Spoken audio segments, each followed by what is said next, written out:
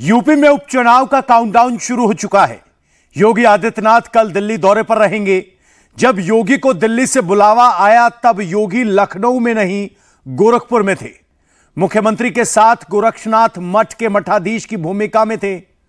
योगी ने आज पूरे दिन पूजा की। पिछले 9 दिन से योगी पूजा पाठ पर विशेष ध्यान दे रहे हैं और योगी की पूजा से समाजवादी पार्टी पैनिक मोड में आ गई है। योगी कल दिल्ली आएंगे तो क्या बताएंगे और योगी ने आज क्या क्या किया, सारी बातें इस रिपोर्ट से समझिए।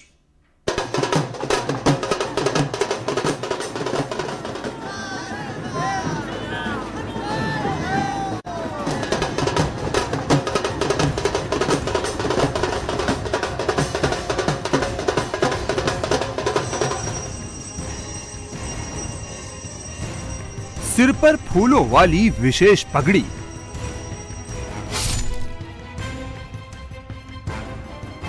योगी के विजय रथ के पास विशेष भाला, गले में नाथ संप्रदाय की विशेष माला,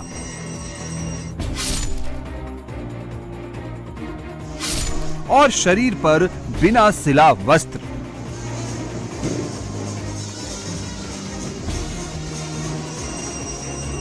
विजयदशमी पर योगी आदित्यनाथ विशेष वेशभूषा और विशेष भूमिका में नजर आए। आदित्यनाथ महंत और सीएम के साथ साथ एक नाथ संप्रदाय के दंडाधिकारी की भूमिका में थे। योगी गोरक्षनाथ पीठ की मठाधीश वाली परंपरा का निर्वहन कर रहे थे।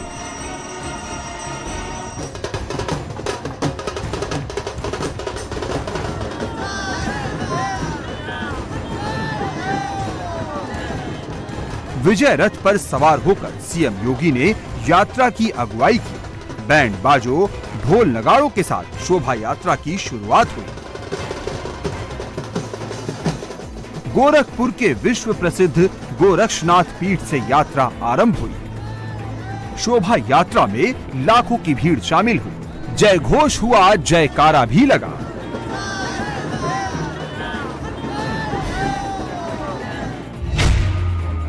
रोल चाहे जो भी कोई हो, योगी हर रोल में फिट और हिट नजर आते हैं। मठाधीश, महंत, मुख्यमंत्री या फिर दंडाधिकारी।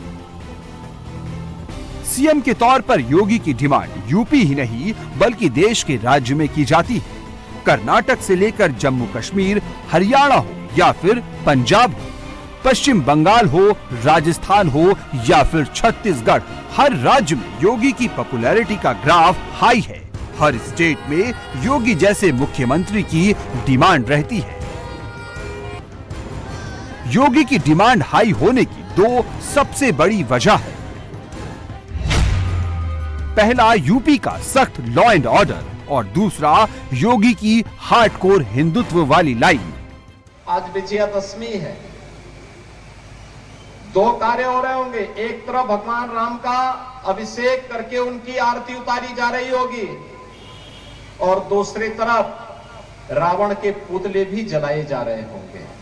अगर मानवता के खिलाफ कार्य करेगा कोई, मानवता के खिलाफ कोई कार्य करेगा, गरीबों को, निरीह लोगों को, महिलाओं पर अत्याचार करेगा, अधर्म के मार्ग पर चलेगा, असत्य के मार्ग पर चलेगा, तो उसका भी पुतला ऐसे ही जलाया जाएगा जैसे रावण के पुतले जलाए जाते हैं।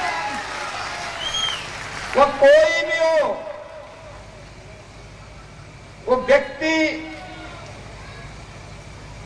जाति, मत, मजहब, क्षेत्र, भाषा, किस कोई भी हो, उस सब के साथ यही व्यवहार होगा। ये समाज उसके साथ यही व्यवहार करेगा। योगी आदित्यनाथ हार्डकोर हिंदुत्व के सबसे बड़े ब्रांड एम्बेसडर बन गए हैं। योगी ने हरियाणा में बटोगे तो कटोगे की बात की।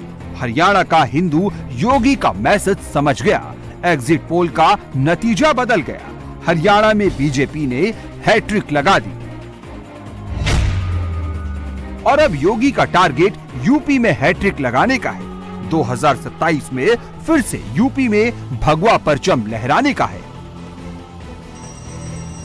योगी बतौर मुख्यमंत्री जब पूरे उत्तर प्रदेश का विकास कर रहे हैं, पूरे प्रदेश की बेहतरी के लिए काम कर रहे हैं, लेकिन चुनाव जीतने के लिए वोट की जरूरत है। जिसको ज्यादा वोट मिलता है, सरकार उसी पार्टी की बनती है। योगी ने इस प्लान पर भी अपना काम शुरू कर दिया है। योगी 2027 के लिए हिंदू वोट जोड़ रहे हैं। इसके लिए वो रैली भी करते हैं और प्रतीकों वाली राजनीति भी। प्रतीक वाली पॉलिटिक्स योगी की यूएसपी है। भगवाधारी योगी जो करते हैं, योगी का मैसेज अपने आप डिलीवर हो जाता है। विजयदशमी से पहले योगी ने 9 दिन उपवास किया और मां शक्ति की उपासना की। योगी ने 3 अक्टूबर से 11 अक्टूबर तक शक्ति पूजा की। 10 अक्टूबर को नवरात्र की अष्टमी तिथि पर विधि विधान से महानिशा की पूजा की। 11 अक्टूबर को सीएम योगी ने अपने व्रत का उद्यापन कन्या पूजन के साथ किया और फिर विजयदशमी के मौके पर योगी दंडाधिकारी की भूमिका में दिखे। शोभा यात्रा से पहले योगी ने गोरक्षनाथ मठ के मठाधीश की भूमिका का निर्वहन किया। सबसे पहले काल श्रीनाथ जी की विशेष पूजा की। मठ में प्रतिष्ठित सभी देव विग्रहों का विशिष्ट पूजन और परिक्रमा किया। योगी ने मंदिर परिसर में गौ सेवा की, मछलियों को आटा खिलाया। ये वो सारे काम हैं जिनका जिक्र हिंदुओं के वेद पुराणों में है। हिंदू चाहे इन कामों को खुद करे या ना करे, लेकिन जब ऐसी तस्वीरें आती हैं तो इन तस्वीरों का असर सबके मन में जरूर पड़ता है। सनातन समाज कभी भी विपन्न नहीं रहा। यह बल, बुद्धि और वैभव में सदैव दुनिया के अंदर अग्रणी रहा। लेकिन साजिश के तहत विभाजनकारी ताकतें इसी समाज के अंदर रह करके जो इसे समाज को जाति के नाम पर, क्षेत्र और भाषा के नाम पर, मत और संप्रदाय के आधार पर बांटने का जो पाप उन लोगों ने मध्यकाल में किया था, उसी के विषाणु आज भी यत्र तत्र हम सब के सामने बिखरे पड़े हैं। ये लोग अपने स्वार्थ के लिए फिर से समाज को बांटने का पाप कर रहे हैं। हम ये कतई न होने दें, अन्यथा जो गौरव की अनुभूति आज आप कर पा रहे हैं कि 5 सदी के बाद अयोध्या में रामलला फिर से विराजमान हो गए। कई पीढ़ियां चली गई। पीढ़ियां इस बात के लिए तरसती थी कि एक बार अपने प्रभु को अयोध्या में विराजमान होते हुए अपनी आंखों से देख सकूं। लेकिन सौभाग्यशाली पीढ़ी आप सबकी है, हम सबकी है कि अपनी आंखों के साथ हमने अयोध्या में रामलला को 500 वर्षों के बाद विराजमान होते हुए देखा है। यूपी में 2027 के विधानसभा चुनाव से पहले 10 सीट पर उपचुनाव होगा। जो उपचुनाव में जीतेगा 2027 के चुनाव में अपर हैंड उसका ही रहेगा। हमारे बेटे अजीत प्रसाद को टिकट दिया है, निश्चित तौर से बहुत बड़े वोटों से जीतेंगे और एक इतिहास बनेगा। और ऐसा इतिहास बनेगा कि भारतीय जनता पार्टी की सरकार की सफाया का रास्ता वहीं से शुरू होगा, मिल्कीपुर से।